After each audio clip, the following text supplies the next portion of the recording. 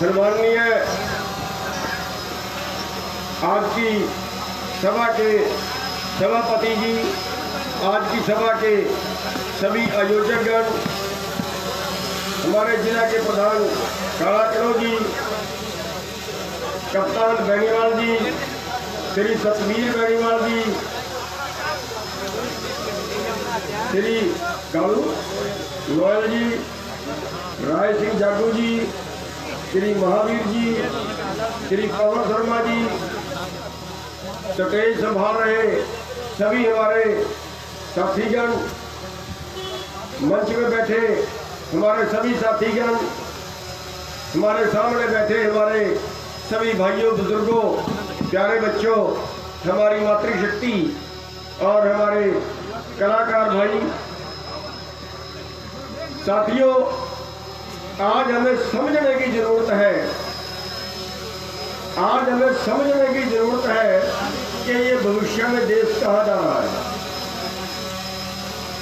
हमारी लड़ाई अपना रोजगार बचाने की है और बिना लड़े कोई चारा नहीं है आपके सामने, कोई रास्ता नहीं है आपके सामने। किसी मुकाबले में मत रहना कि आज अगर हम ये लड़ाई हार गए तो शायद भविष्य में हमारा रोजगार कोई चांस होंगे बचने के लिए, बिल्कुल नहीं होगा। साथियों, हमारा शोषण तो बरसों से है। देश को आजाद कराया था आप लोगों ने, हजारों कुर्बानियां दी थी। भगत सिंह का जिक्र हमारे साथी कर रहे थे, हजारों भाइयों ने कुर्बानियां दी थी। क्या इस देश में किसी पूंजीपति ने भी कोई कुर्बानी दी थी देश की आजादी की लड़ाई में? क्या कोई टाटा बिरला का बेटा भी शहीद हुआ था आजादी की लड़ाई में? अरे करीब 43-4400 लोग शहीद हुए हैं। काले पानी तक की जड़ें काटी हैं। कोई एक पूंजीपति जेल में गया हो आजादी की लड़ाई में? और ये आरएसएस वाले जो आज देश के ठेकेदार बन गए, ये कोई शामिल हुए हो आजादी की लड़ाई में? इन्होंने तो आजाद करवाने वालों को गोली मारी, महात्मा गांधी को गोली मारी थी इन आरएसएस वालों ने। आज ये ठेकेदार बन गए देश के। आज हमें तिरंगे की आन बान शान सिखाते हैं और हमारे हजारों बच्चों की लाशें तिरंगे में लिपट कर आती हैं। ये हमें तिरंगे की आन बान शान सिखाएंगे? इन्होंने तो 60 साल तक अपने दफ्तर के ऊपर तिरंगा नहीं लगाया, 60 साल तक, और आज ये तिरंगे के नाम पे हमें लड़वाते हैं। साथियों, जब आपने देश आजाद करवाया ना, तब कहावत थी उत्तम खेती माध्यम व्यापार, और तब देश की जीडीपी में खेती का हिस्सा 100 रुपए में 60 रुपए था, और आज 73 साल की आजादी के बाद देश की जीडीपी में खेती का हिस्सा 100 रुपए में 10 रुपए भी नहीं है। और अभी जो टारगेट है 100 रुपए में 6 रुपए रहेगा, यानी 65% आबादी खेती पे निर्भर है, जिसका रोजगार खेती से चलता है, चाहे वो मजदूर है, चाहे वो जमीन के मालिक है, चाहे वो छोटे व्यापारी आड़ती हैं। आज हम 60% लोग खेती में जिंदा है। खेती हमारा रोजगार है, खेती हमारा बिजनेस नहीं है। और इन 60% लोगों का के हिस्से में आते हैं 100 रुपए में 10 रुपए, और अभी अगली नीतियां हैं 100 रुपए में 6 रुपए आपके हिस्से रहने चाहिए, और असली तो पूछो तो वो 6 भी नहीं बचेंगे। अगर हम पिछला उदाहरण देखें, आपके मुकाबले में दूसरे वर्गों ने तरक्की की है। अगर हम पहले रेट से, फसल के पहले रेट से शास्त्र में तुलना करें बाजार की,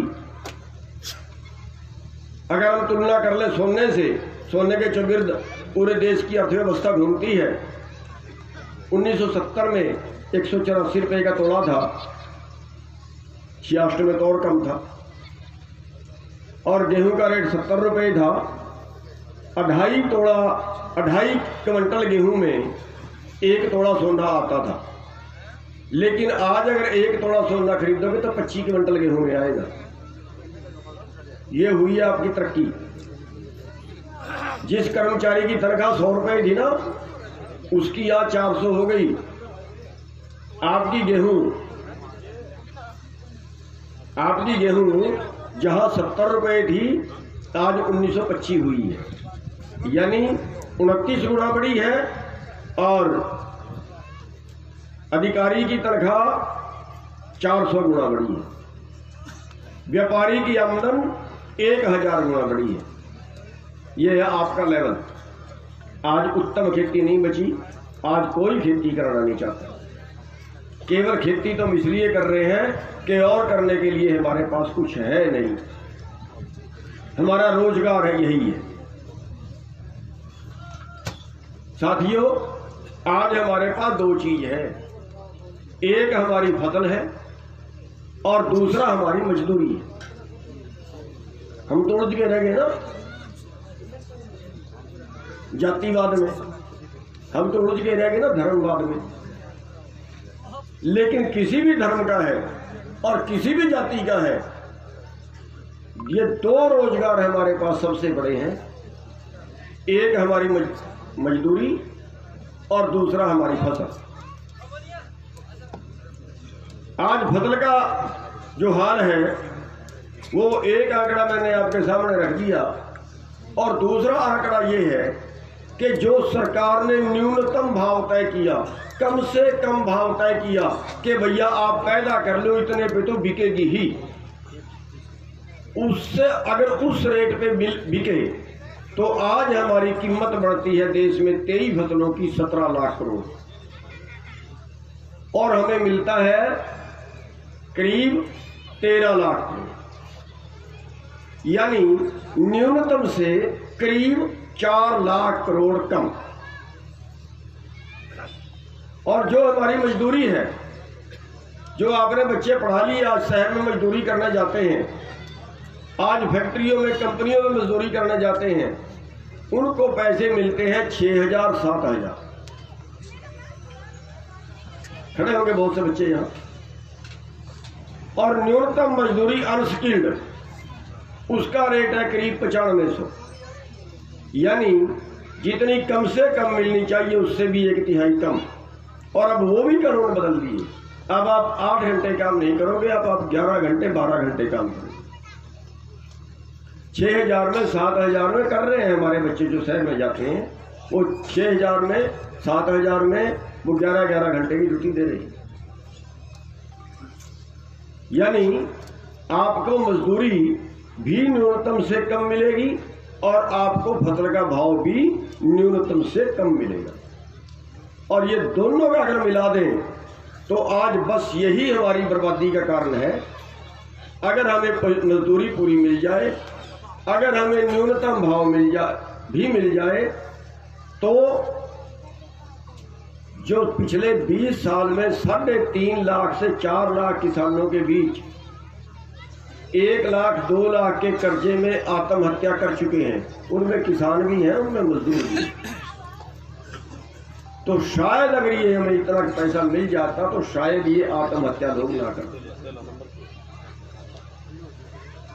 1 लाख के कर्जे में, 2 लाख के कर्जे में किसान की फोटो लगा के नोटिस लगा दिए बैंक में, जमीन की कुर्की आ गई, गांव में मनादी करवा दी, इज्जतदार किसान था, खेत में जाके फांसी लगा दी।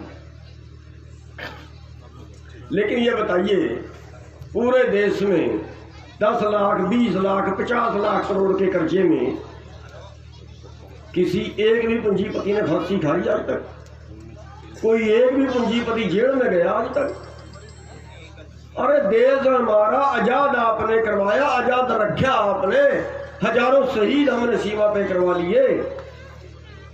लेकिन मैं पूछता हूं, देश में कानून किसके लिए बनते हैं? एक भी पूंजीपति को आज तक सजा हुई हो कि इसने बैंक का कर्जा नहीं दिया, हम हजारों किसान गणवा सकते हैं। आज जितना देश के किसानों पे टोटल कर्जा है ना, उससे 2 गुना कर्जा तो पूंजीपतियों ने बैंकों का मार लिया।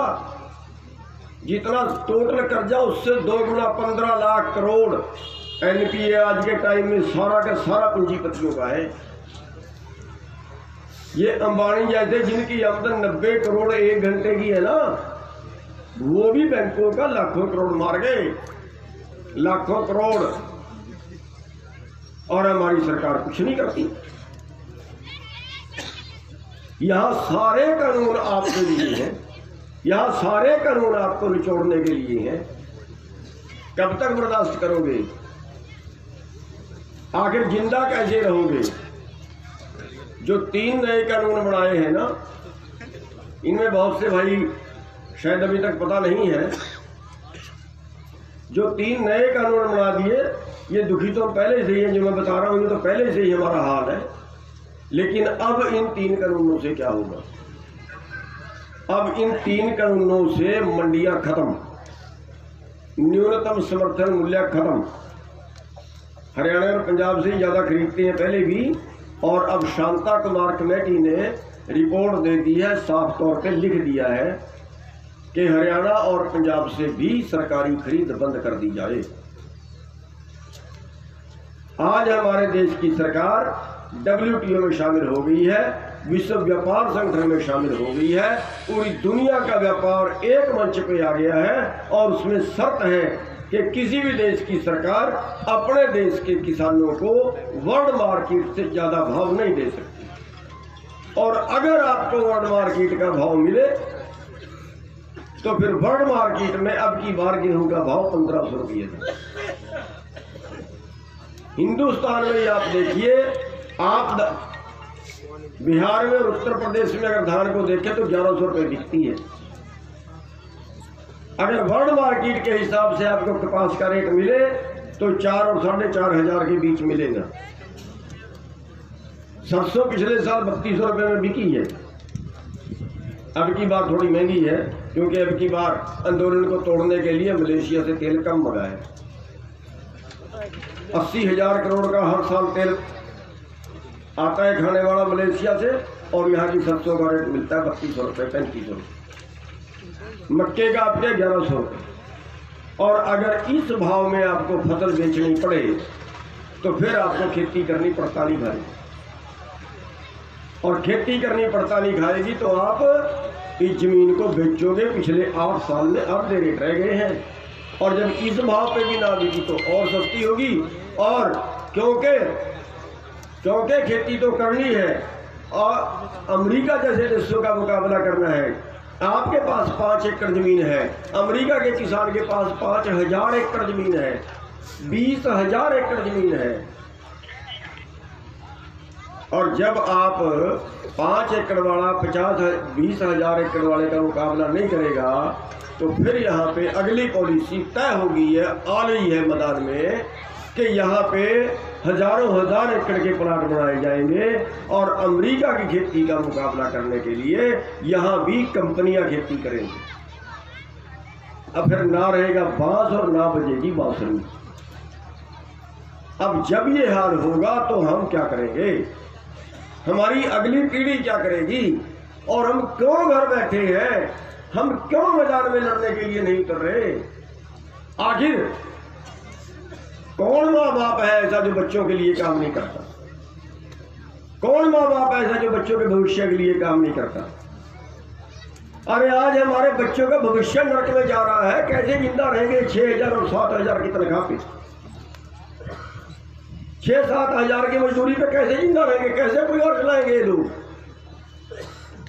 अगर बस लड़ाई यही है, लड़ाई केवल किसान की नहीं है, लड़ाई है कारपोरेट वर्सेस जनता। ये तो मैं किसानों का हाल बता रहा हूं, जो जमीन वाले उनका बता रहा हूं, और जो बिना जमीन वाले भाई है ना, वो सोचते हैं शायद हमारे लिए तो ये कानून कोई काम नहीं करेंगे। लेकिन वास्तविकता ये है कि उनके लिए और ज्यादा नुकसानदायक है। क्यों? क्योंकि अब टोटल कारोबार जो भोजन का कारोबार है, जो अन्न का कारोबार है, वो सारा कारोबार कंपनियां करेंगी। इन कानूनों से छोटा व्यापारी भी खत्म। अब बड़े बड़े अडानी जो गोदाम बना रहा है ना, 2-2 लाख 4-4 लाख एकड़ के मीट्रिक टन के, सारा अनाज उनमें कैद होगा और जब आपको भूख लगेगी तो आपको उन्हीं से खरीदना पड़ेगा। अरे जिसके पास जमीन है वो तो 75% अपना घर का पैदा कर लेता है, लेकिन जिसके पास जमीन नहीं है वो तो सारा मोल लेके खाता है। और आप देख रहे हैं 4 साल पहले महाराष्ट्र की सरकार ने दाल से स्टॉक सीमा हटाई थी, 50 रुपए के किलो दाल खरीदी थी हमारे से और 200 रुपए किलो में बेची थी। यही अडानी जैसे लोग थे। बता रहे हैं अकेले अडानी को 1 लाख करोड़ का मुनाफा हुआ था अकेली दाल में। आपकी जेब से पैसा निकलकर उनकी जेब में जाएगा इस तरीके से। जैसे आज पेट्रोल के रेट बढ़ रहे हैं ना, इस तरीके से बढ़ेंगे आपके राशन के रेट और कुछ नहीं कर पाओगे आपसे। इसलिए जो हमारे मजदूर भाई हैं, जो हमारे दलित भाई हैं, जो हमारे दुकानों वाले भाई हैं, हमारे शहर वाले भाई हैं, ये आंदोलन सबका है। ये आड़ती भाई है, इनका भी गया बिजनेस। वो कहते हैं सरकारी मंडी चलेगी, प्राइवेट मंडी बनाएंगे लेकिन सरकारी को तोड़ेंगे नहीं। तोड़ा तो इन्होंने सरकारी स्कूल भी नहीं है। सरकारी स्कूल के मुकाबले में प्राइवेट स्कूल बनाया। आज कहाँ है सरकारी स्कूल? देख लो ना हाल है। सरकारी अस्पताल के मुकाबले प्राइवेट अस्पताल बनाया। आज देख लो ना सरकारी अस्पताल का इलाज। सरकारी BSNL के मुकाबले में प्राइवेट कंपनियां आई। आज कहाँ है BSNL का क्या हाल है?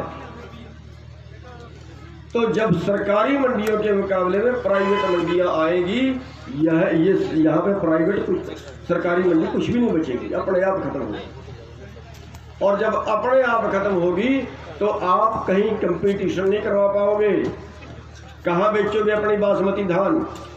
कौन सी मंडी में बोली करवाओगे उसकी? कैसे उसका उच्चतम रेट लोगे? कैसे अपनी दाल की बोली लगवाओगे? कैसे अपने कपास की बोली लगवाओगे? उच्चतम भाव कैसे उसका तय करोगे? नहीं मिलेगा। साथियों, इस सर छोटू राम का खड़ा किया हुआ सिस्टम ध्वस्त कर रहे हैं इसी झटके।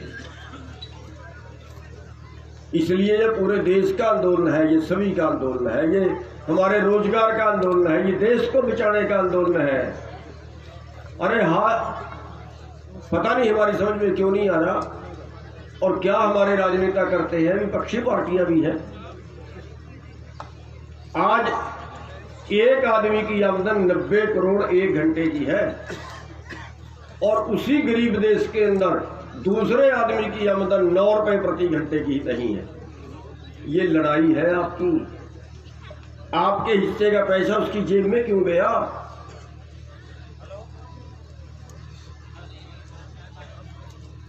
जितना पूरे देश के किसानों पे कर्जा है ना, इतनी तो अंबानी की 1 साल की आमदन है और कहते हैं देश किसानों ने खा लिया। जब इनका माफ करने की बात आती है, बड़े बड़े अर्थशास्त्री आ जाते हैं।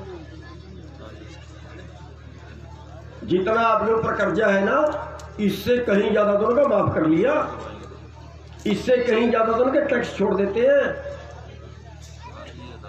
टैक्स जो उनसे लेने होते हैं, जो देश के खजाने में आना होता है, हर साल इतने टैक्स छोड़ देते हैं। बाबा रामदेव जैसे ये मॉडर्न कलाकार, ये देश के 45वें नंबर से 2 साल में देश के 5वें नंबर पे आ गए। इतना टैक्स छोड़ दिया गया उनको। कह रहे हैं देश में मंदी आ गई, पिछले साल मंदी आ गई। कहाँ मंदी आई? मारुति कारें कम बिकी, मोटरसाइकिलें कम बिकी, मकान कम बिके, तो देश में मंदी आ गई। सस्ते नहीं हुए, कोई कार सस्ती नहीं होगी, मंदी आ गई। अरे मंदी तो इसलिए आई कि इन किसानों और मजदूरों के पास पैसा नहीं रहा, इनके पास खरीदने की गुंजाइश नहीं बची। इस जनता के पास पैसा, टोटा आ गया तभी तो नहीं खरीदे।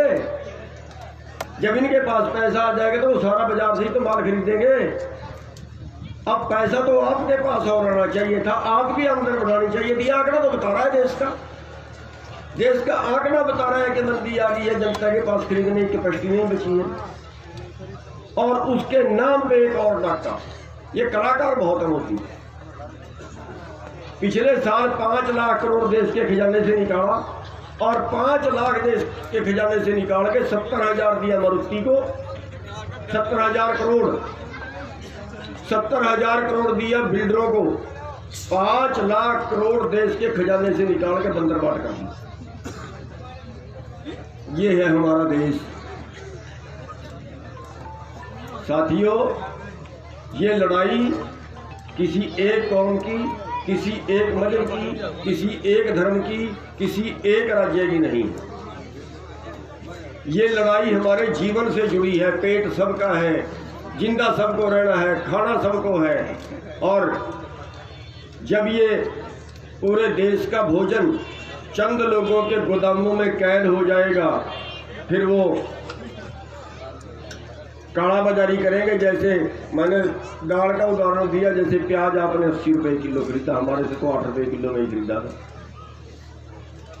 साथियों, एक बड़ी लड़ाई, और इस बड़ी लड़ाई में बच्चे से लेके बुजुर्ग तक, इसमें हमें सहयोग की जरूरत पड़ेगी। एक कहावत है कि एक राजा के ऊपर दूसरे राजा ने चढ़ाई कर दी। उसने अपने कुल देवता को मनाया कि जीत का आशीर्वाद दे। कुल देवता ने शर्त रख दी कि एक बलि चाहिए, बलि चाहिए। सभा लग गई, बलि मांगी गई। एक 80 साल का बुजुर्ग खड़ा हुआ, उसने बलि देने के लिए तैयार हो गया कि मैंने तो कमा खा लिया। उसको देख के 50 साल का आदमी खड़ा हो गया कि ये 80 साल के आदमी का भी बहुत जरूरत है युद्ध के अंदर, इसका बहुत तजर्बा है, मैं अपनी बलि देने के लिए तैयार हूं, मेरा तजर्बा कम है। उसकी बलि देने का टाइम आया तो एक 18 साल का 20 साल का नौजवान बच्चा खड़ा हुआ।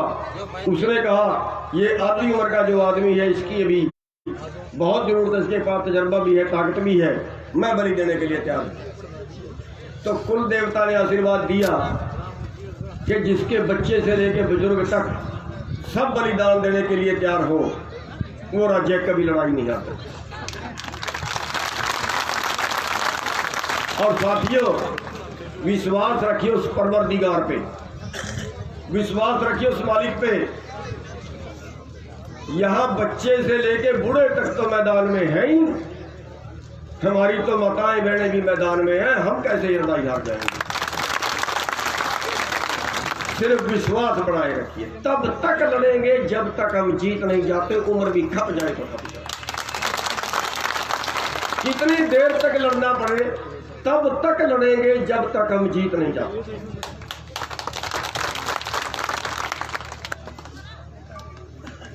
साथियों, एक महात्मा जब नाचता था तो बारिश होती।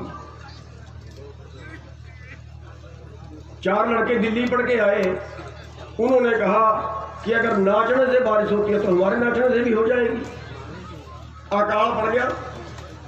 गांव वाले बाबा के पास गए, उन लड़कों ने कहा नहीं बाबा को छोड़िए, हम नाचेंगे, बारिश होगी। उन्होंने कहा भैया करवा दो। उन लड़कों ने नाचना शुरू किया, बारिश नहीं हुई। कोई 1 घंटा नाचा, कोई 2 घंटे नाचा, कोई 3 घंटे नाचा, थक गए, बैठ गए। अब बाबा से कहा कि बाबा आप कुछ करिए। उस महात्मा ने नाचना शुरू किया। रात के 9 बज गए, 10 बज गए, 11 बज गए, महात्मा नहीं हटा। और आखिर देर रात में बादल उठा, खूब बारिश हुई। सवाल किया बाबा से, महात्मा से सवाल किया कि महात्मा जी ये हमारे नाचने से बारिश क्यों नहीं हुई और आपके नाचने से बारिश क्यों हुई? उस महात्मा ने जवाब दिया कि मैं 2 तरीके से सोचता हूं। एक, मैं इस तरीके से सोचता हूं कि जब मैं नाचूंगा बारिश जरूर होगी, वो परवरदिगार जरूर दया करेगा। और दूसरा मैं इस तरीके से सोचता हूँ कि मैं तब तक नाचूंगा जब तक बारिश नहीं हो, और बस आपने तब तक लड़ना है, उस मालिक पे भरोसा रखना है, जरूर दया करेगा। और हमने तब तक लड़ना है जब तक हम ये आंदोलन जीत नहीं जाते। साथियों, 2-3 बातों का आपने ख्याल रखना है। हम घर बैठे भी लड़ाई लड़ सकते हैं। 2-3 बातों का आपने ख्याल रखना है। साथियों, चुनाव आते रहते हैं, ये धर्म युद्ध है, ये सबका पेट भरने का युद्ध है, मानव जाति का पेट भरने का युद्ध है। इस धर्म युद्ध में जो भाई इस धर्म युद्ध में साथ ना दे, वो भाई समाज का नहीं है। और अगर वो भाई कल किसी भी चुनाव में खड़ जाए, मेंबर से लेके और एमपी तक के किसी भी चुनाव में खड़ जाए, उस भाई को वोट मत देना, चाहे गधे को डाल देना।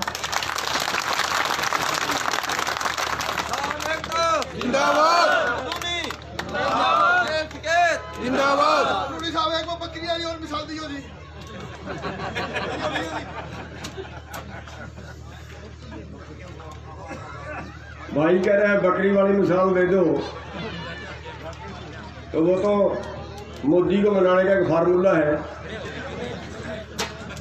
एक राजा के पास बकरी थी और वो बकरी रजती नहीं थी। बकरी याद तो होती है, रजा भी दोगे तो मुंह मारने से नहीं हटेगी बकरी। तो उस राजा ने शर्त रख दी कि मेरी बकरी जो रजा दे ना, उसको मुंह में इनाम दूंगा, और ना रजी तो फांसी चढ़ाऊंगा। अब एक व्यापारी गया, वो बकरी को ले आया कि मैं जाऊंगा, इनाम का लालची था बेचारा। तो पूरी रात बकरी की सेवा की, खड़ाया पिलाया, सवेरे लेके गया, खूब रजी हुई थी बकरी। राजा ने आगे घास किया, बकरी ने मुंह मारा, कह रहा ना भी रजी नहीं, रजती तो मुंह ना मारती घास में, तो चढ़ा दिया फांसी। अगले दिन एक लाला जी गए, लाला जी ने कहा मेरे पास भी माल बहुत है। वो भी बकरी को ले आया, सारी रात बकरी को चने खिलाए, घास खिलाया, खूब रजाई टायर वर्गी कर दी। सवेरे लेके गया, राजा ने चारा आगे किया, बकरी ने फिर मुंह मारा, वो लाला जी को टांग दिया फांसी। अब एक मेरे जैसा किसान था, कर्जा पहले ही घर तक चढ़ रहा था, आत्महत्या तो वैसे ही करनी पड़ती, परिवार वाले पैसे मांगते थे, घर के लिए भी खर्चा नहीं, बैंक वाले परेशान करते हैं। सोचा देखी जाएगी तो बकरी लिया। अब वो बकरी ले आए, हरियाणा का जाट था ना, बकरी ले आया, उसने रात को खूंटे से बांध ली, आगे चारा किया, बकरी ने मुंह मारा और उसने गद्दा मारे मुंह में। बकरी ने के आगे फिर चारा किया, बकरी ने फिर मुंह मारा, उसने फिर आगे से मुक्का मारा। सारी रात ट्राई की बकरी की। सवेरे लेके गया राजा के पास, तो कोठे जुड़ गई थी। वो उसके दरबार से कहने लगे भाई ये जाट भी गया। जब ये बकरी रजी होती थी ये तो तब मुंह मारती थी, अब तो वैसी भूखी है ये। अब वो राजा ने उसके आगे चारा किया और हरियाणा वाले ने पीछे से दिखाया मुक्का, बकरी 2 फुट पीछे गई।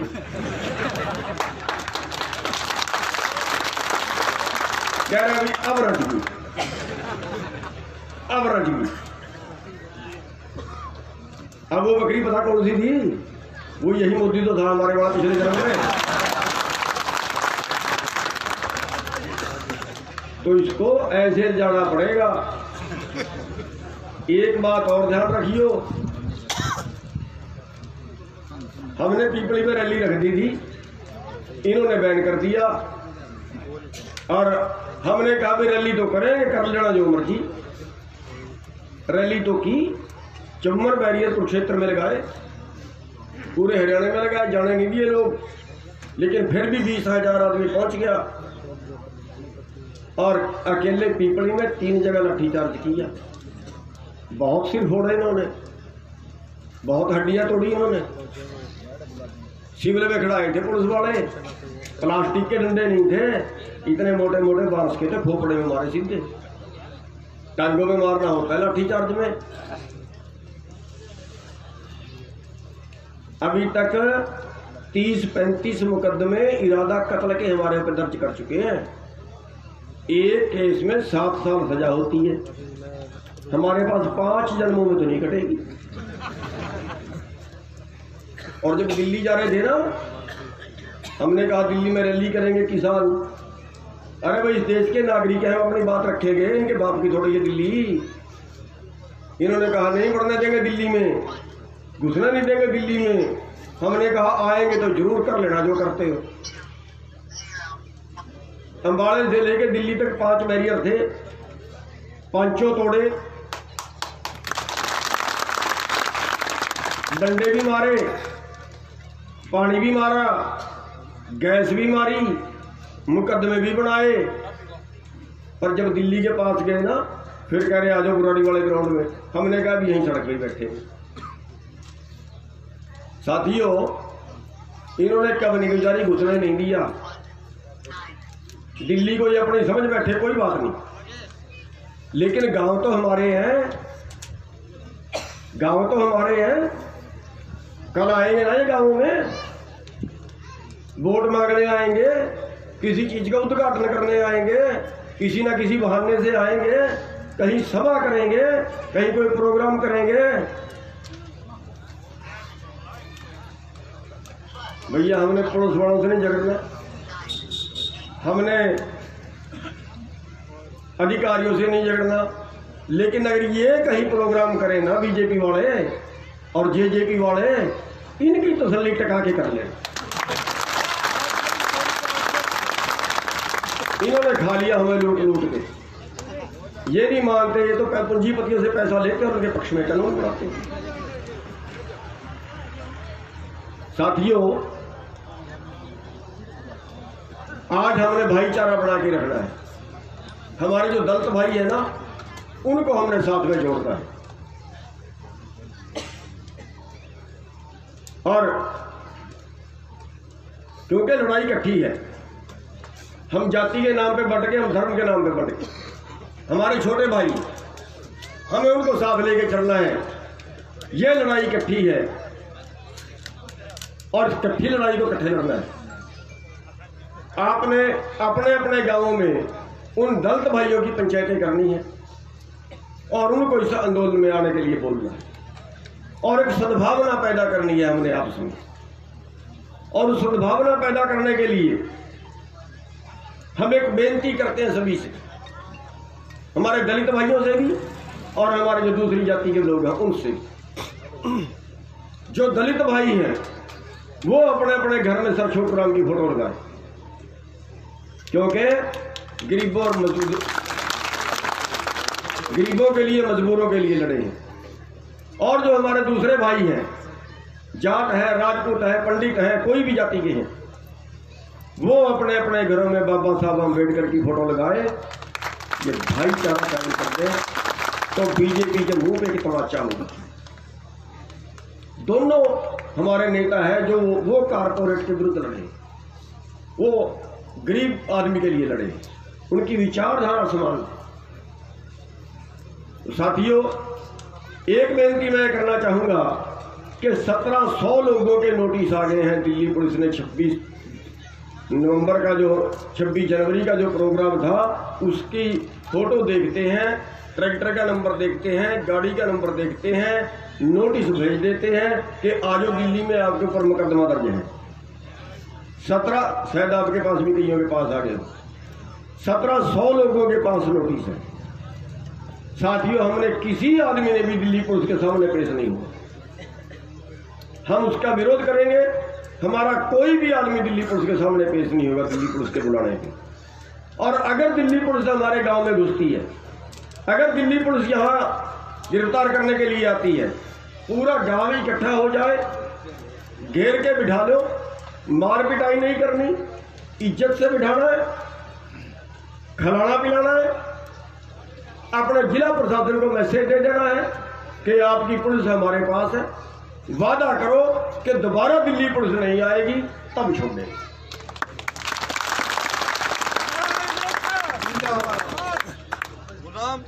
और साथियों, आगे बढ़ो, हम तुम्हारे साथ हैं। आज बहुत अच्छे दिन पे आपने ये सभा रखी है।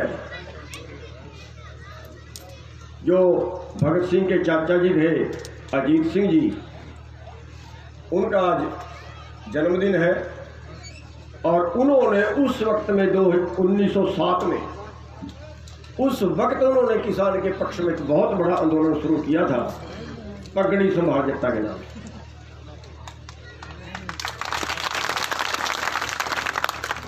हम नमन करते हैं उनको कि जिन्होंने आज से 114 साल पहले किसान के पक्ष में आंदोलन किया था। उस वक्त भी किसान शोषण का शिकार था। उनको नमन करते हैं आज। और साथियों, ये आंदोलन हमने तब तक चलाना है जब तक हम जीत नहीं जाते। और बीजेपी ने एक और गुंडागर्दी शुरू कर दी है। 3 बार अपने गुंडों से हमला करवा चुके हैं बॉर्डर पे। और ये हमारे हरियाणा वाले भाई लाठ लेके भागते हैं, बड़ा मुश्किल हो जाता है रोकना। अभी यूपी में कल अपने गुंडों से गांव में हमला करवा दिया और कई किसानों को चोटें आई हैं इनके मंत्री ने। साथियों, हो सकता है कल यहां भी पंगा कर ले, कोई त्योहार थोड़ा ही तो गुंडागर्दी का राज है ना। साथियों, उसके लिए हमने इनका हर तरह से मुकाबला करना है। यूपी वाले भाइयों के लिए भी हम ये कहते हैं कि अगर आपके पास सूत नहीं आते तो हरियाणा वाले पहुंचेंगे लड़ लेके। हरियाणा से भी ये घबरा गए। आज मैं बधाई भी देना चाहूंगा आपको कि आज हरियाणा इस आंदोलन में नंबर 1 पे चल रहा है। हरियाणा वाले भाई जागते बहुत देर से हैं, इनका जगाना बड़ा मुश्किल है। पर ये जाग जाए ना, फिर ये बैठते बड़ी उससे भी ज्यादा मुश्किल से, फिर ये हटते ही नहीं जब तक जीत ना जा। इतिहास रहा है कुर्बानी में। आंदोलन में पूरे देश के अंदर सबसे बड़ा इतिहास हरियाणा के लोगों का रहा है। हर आंदोलन में सबसे ज्यादा कुर्बानी हरियाणा वालों की। साथियों, अब हरियाणा जाग गया है और हरियाणा दिल्ली के 3 तरफ है और अब सरकार की चिंता बढ़ गई। उसके लिए हम आपको बधाई भी देना चाहेंगे कि पहले तो इस तरह सोच रहे थे पंजाब का आंदोलन है, भगा देंगे पंजाब वालों को, लेकिन अब हरियाणा वालों से चिंता इनको और ज़्यादा हो गई है कि हरियाणा वालों को भगा के कहाँ जाएंगे। 3 तरफ से बैठे पिटेंगे बाहर करोगे। तो साथियों, इस तरह से हमने ये आंदोलन लड़ना है। और एक मैं बेनती ये करूँगा कि सब अपने अपने गाँव में कमेटी बनाएं। हर गांव से 20, 30, 50 हमें नंबर दें, हमारे पास पहुंचाएं। हमारा मैसेज आपके पास आएगा कि आज आंदोलन में क्या हो रहा है, कल आंदोलन में क्या होगा। वो मैसेज आपके पास आएगा तो आपको घर बैठे पता चल जाएगा कि हमने अगली रूपरेखा क्या बनानी है। और दूसरी बात, हर गांव से तय करो कि हमारे इतने आदमी रोटेशन में बॉर्डर पे जाते रहेंगे। एक गांव से मान लिया, एक गांव से 20 आदमी जाते हैं, 50 आदमी जाते हैं, वो वहाँ 4 दिन रहेंगे। 4 दिन बाद दूसरे चरणों में सुधार दो। हमारा किसी भाई का काम खराब ना हो, ये आंदोलन लंबा चलता है।